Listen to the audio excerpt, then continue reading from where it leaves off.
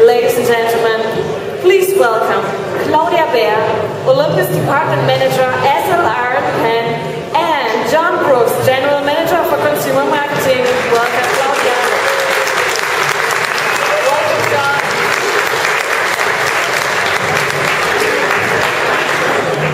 John, tell me, why did Olympus decide to revive the pen a couple of years ago?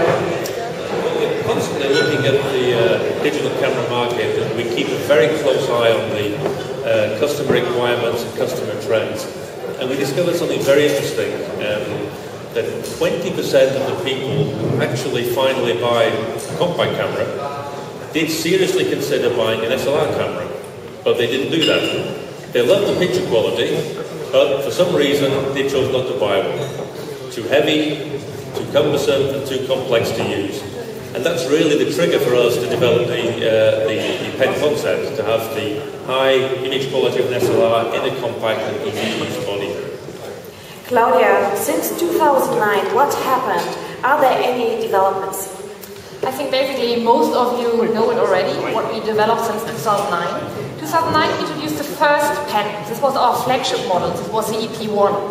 Then shortly followed by the EP2 with even more technical features, with accessory port included. Then we thought more about the entry market. I think John explained it before, that we would like to make cameras where people do not think about technical terms. And that's the reason why we brought the EP1 with the live kite feature included, where the people just have to slide up and down a bar to make blurred or non-blurred images. And beginning of the year we have the fourth camera in our lineup. This was the EP2, even with a further facelift and some further movie features for live kite. And John, I'd like to know, how does the pen market look like?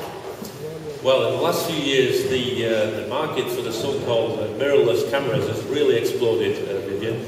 And if we look at the Asian market, we can see it already has 40% of the share of the total interchangeable lens camera market.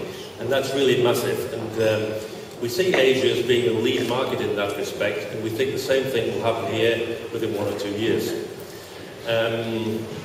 In Europe, the situation is different, country by country.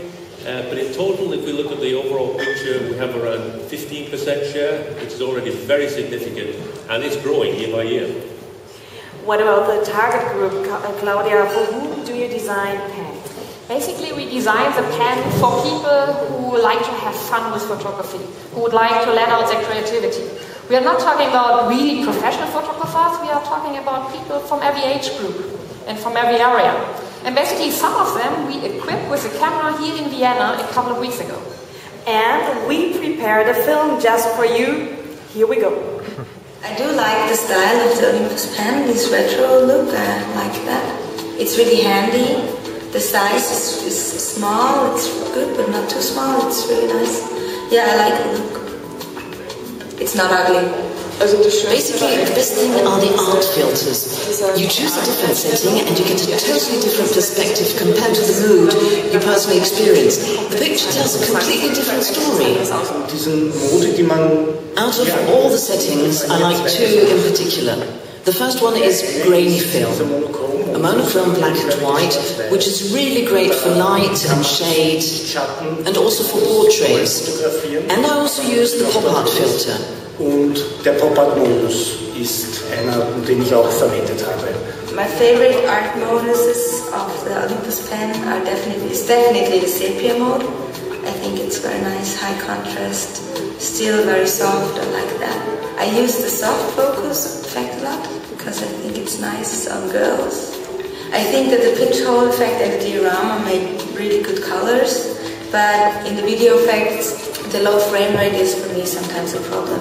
The new pen is exciting because you can do a lot more things. You have a high definition video possibilities.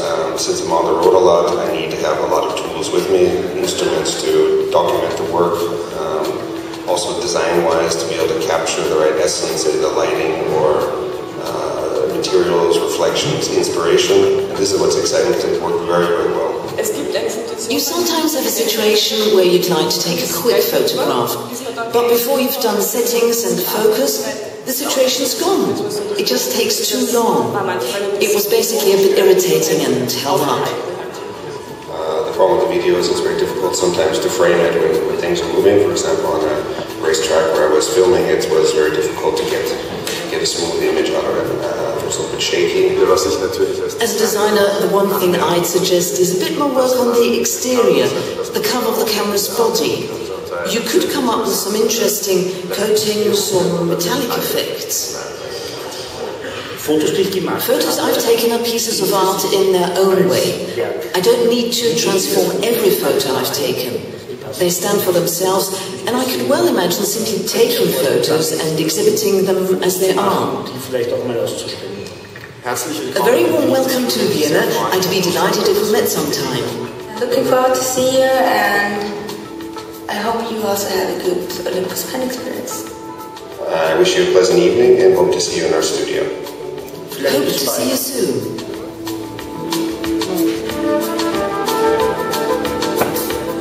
Wow, really interesting. John, what do you think about their ideas? And to be honest, it would be nice to talk to those people if we could. No problem at all, because they are here with us tonight. Ladies and gentlemen, please welcome Anna Berg, Stuart,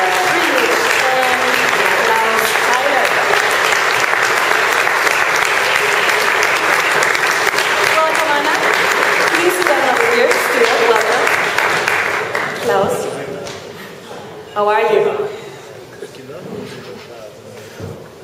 So, the three of you had the opportunity to use the pen for a while.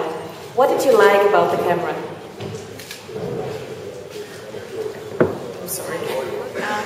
I really like the option of having a manual focus, and while using it now for almost a month, I really got fond of some of the art filters and the photos I can make with this. I really like that. What about you, Stuart? I think I like most autofocus, because I'm doing a lot of things to quickly shoot things. Also the HD capabilities of the camera, because I often shoot on locations, as you saw in the racetrack, for example, and things. So I need a camera which can do a lot of things with it. Klaus? Well, what I first have to say, you look absolutely awesome. Thank you. And concerning the camera, it is a great camera because it is so easy to handle and it looks so professional, and even the pictures you make with this camera, they even look as professional as the camera looks. So I really liked it, and it's really, it's a professional camera for private use, I would say. I would put it like that. John, you had some questions, right? Well, there are a lot of compliments in there, not only about that camera, but I'm just wondering, being completely honest, is there anything you didn't like about the cameras? You can tell us. Anybody? The thing is, I maybe didn't like it, was maybe a little bit too heavy, so something I could carry around all day. Which would be a camera, a lighter camera. If it would be a little bit lighter, this would be great. And from the fashion thing, also some more interesting covers would be interesting. So leather or some metal, maybe something like this. Let's do it. I would say the size of the camera would be good to be a little bit smaller, so you can, basically put in your pocket and go on the run. But that's about it from my side. Sometimes the autofocus is a little, like Mel also said in the video, it sometimes takes some time to get the picture right. So that would be nice if there would be an improvement. Yeah. Any more questions? Well, ladies and gentlemen, a lot of questions have already been answered, but there still remains one answer. Why are we in Vienna tonight? I'm finally going to answer this question now, and we also prepared a film for this. So let's have a look.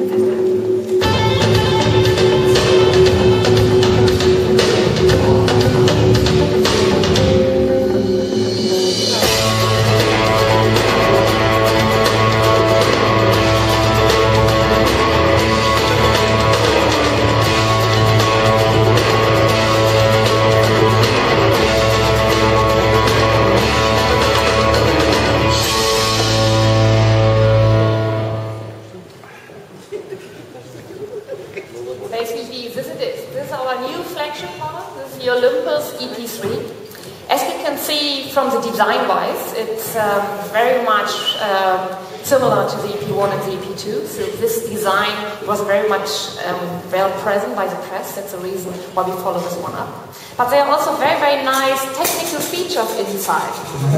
I have to admit, I also didn't believe it when I first heard it.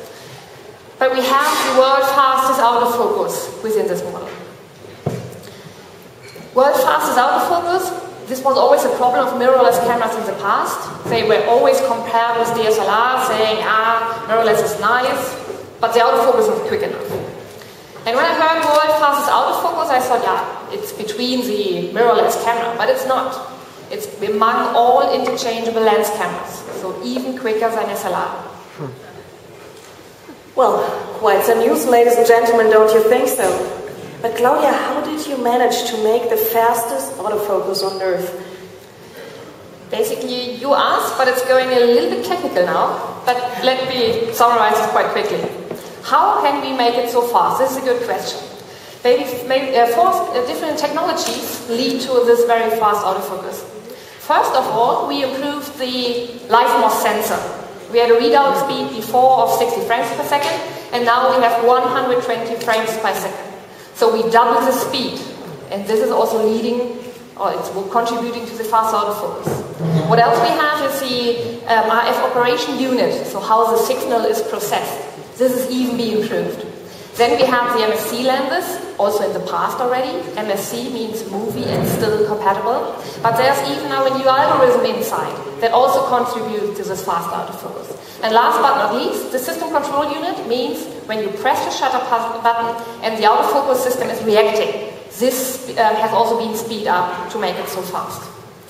But it's not only fast, there are also some other nice points inside.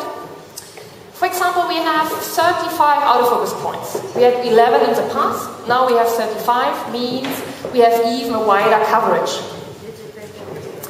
What else we have? I think Anna mentioned it before. Autofocus could be a little bit quicker, even sometimes in dark situations. And in dark situations we had no illumination light in the past, but now we have it. So even if it's extremely dark, the autofocus will work. One other thing that we implemented now is a full-time autofocus. Full-time autofocus, what does it mean? Full-time means that the autofocus is working all the time. So even when you're not focusing and pushing the shutter button, it is focusing. Means once you're deciding for an object, you press the shutter button, it's already pre-focused, so everything goes even a little bit quicker. And last point to the autofocus is the enhanced tracking system. You know, tracking, you once focus an object, and the autofocus is following. And normally you have a face with two eyes and a nose, and this is following. But now it can even follow an eye, and you can even say follow the right eye or follow the left eye. You mentioned the LifeMOS sensor already, Claudia, but it's a core part of the camera, and I think you should take a look at it here. There it is. Very interesting photo. It's very sensitive. It's got an ISO speed of 12,800, and the high readability of this sensor is one of the reasons why we have such a fast autofocus speed as well. If we are talking about the heart of a camera, of course, it is a sensor, and it's also good lenses that leads to good image qualities, but it is also the true pic, the engine of the camera. We developed a new true pic, now it's called TruePic 6. And there are a lot of features that have been improved. I just would like to mention some. First of all, it is fine detail processing. Fine detail processing, I think most of you know from the E5, because there we introduced this feature first. This is our professional camera in the DSLR field. And the same functionality we even incorporated here. And we further worked on it and further improved it.